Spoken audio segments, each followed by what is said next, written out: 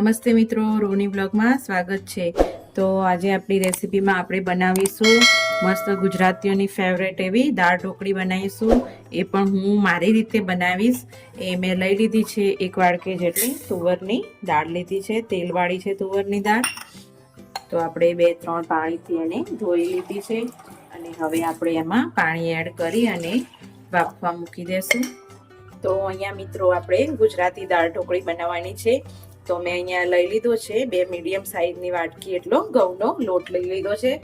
એમાં હું મીઠું એડ કરીશ અને હળદર 1 ચમચી જેટલી હળદર, 1 ચમચી જેટલું લાલ મરચું અને ધાણા જીરું। અને આપણો જે દાળ ઢોકળીનો ટેસ્ટને વધારવા માટે અજમો એ મેઇન છે આમાં। એને આપણે મસળીને લઈ લઈશું। આ રીતે અજમાને નાખી દઈશું અંદર અને 3 ચમચી જેટલું તેલ લઈ લેશું। તેલ બહુ ઓવર પણ નથી લેવાનું, ભાખરી જેટલું પણ નથી લેવાનું કે રોટલી જેટલું પણ નહીં, બેનું મીડિયમ વચ્ચેનું લેવાનું છે। મેં 3 ચમચી જેટલું તેલ લઈ લીધું છે અને બધાને હવે હું મિક્સ કરી લઈ સરસ એવું। તો જુઓ આપણો લોટ બંધાઈ ગયો છે, એકદમ મસ્ત એવો લોટ બંધાઈ ગયો છે અને આપણે થોડી વાર સાઈડમાં કરી દઈશું જ્યાં સુધી આપણી દાળ બફાઈ ન જાય ત્યાં સુધી। તો આપણી દાળ એકદમ મસ્ત ચડી ગઈ છે। 4 સીટી આપણે વગાડી લીધી અને આપણી દાળ જુઓ એકદમ મસ્ત ચડી ગઈ છે। તો આને આપણે મેસર અથવા રવૈયો હોય એની મદદથી આપણે મસ્ત એવી પહેલા હલાવી લઈશું અને પહેલા નીચે જ બધા મસાલા આપણે કરી દેશું। મેં 2 ગ્લાસ જેટલું પાણી લઈ લીધું છે અને હવે આપણે બેઝિક મસાલા કરીશું પાછા। હવે આપણે મરચું, મીઠું, હળદર આપણે હવે નાખીશું। પહેલા 1 ચમચી જેટલું મરચું, અડધી ચમચી જેટલું હળદર, 1 ચમચી જેટલું ધાણા જીરું। દાળમાં જેટલું ધાણા જીરું હોય એટલું સરસ લાગે છે। અને હું એમાં નાખીશ હવે 2 ગોળના ટુકડા લઈ લીધા છે મેં, તો ગોળ નાખીશ અને 1 લીંબુનો રસ નાખી દઈશ। આ રીતે હું આખો લીંબુનો રસ અંદર એડ કરીશ। એકદમ મસ્ત એવો ટેસ્ટ આવે છે આ દાળ ઢોકળીનો। એકદમ સિમ્પલ રીતે છે પણ આ ખાવામાં પણ એટલી જ પણ ટેસ્ટી બને છે। તો આ રીતે બેઝિક મસાલા કરી દેવાના છે અને સ્વાદ પ્રમાણે મીઠું લઈ લેશું।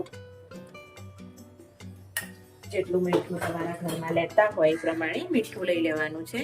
અને હું મીઠા લીમડાના પાન આ રીતે તોડીને અંદર એડ કરીશ પહેલા અને પછી વઘારમાં તો ફરીથી આપણે લેશું।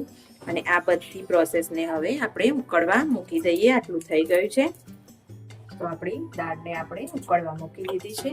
એકવાર ફરીથી એકવાર હલાવી લેશું અને ધીમા ગેસે આપણે ઉકળવા દેશું અને આપણે હવે ઢોકળી નાખવાની પણ તૈયારી કરી લઈએ જોડે જોડે।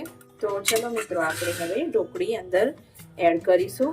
મેં 1 મીડિયમ સાઈઝનો ગોલ્લું લઈ લીધું છે તો આપણે હવે નાખીશું ઢોકળી અને વણીને।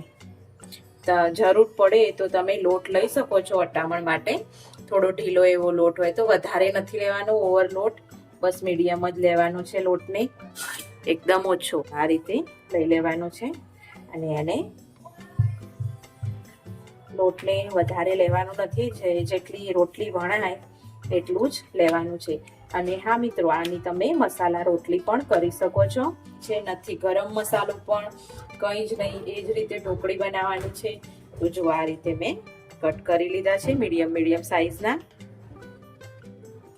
તમે તમારી રીતે કરી શકો છો। હવે આપણે આને એડ કરીશું ઢોકળીમાં, દાળમાં ઢોકળીને આ રીતે એક એક કરીને। તમારે ઢોકળીનું પ્રમાણ થોડી ઘટ રાખવી હોય ઢોકળી તો તમે ઢોકળી વધારે વણીને નાખી શકો છો અંદર। કોઈને ઓછી પસંદ હોય, કોઈને દાળવાળી પસંદ હોય વધારે, તો તમે એમાં ઓછી લઈ શકો છો। એ સૌની પસંદ ઉપર જાય છે।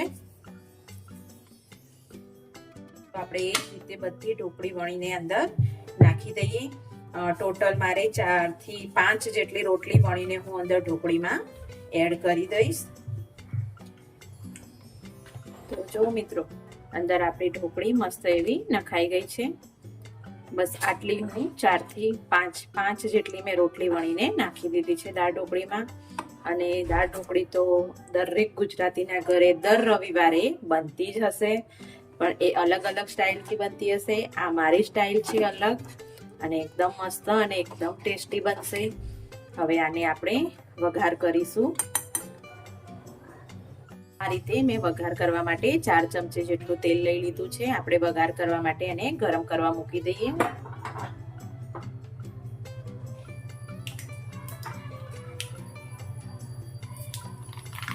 તો આપણો વઘાર આપણે ચાલુ કરી દીધો છે. એમાં રહી,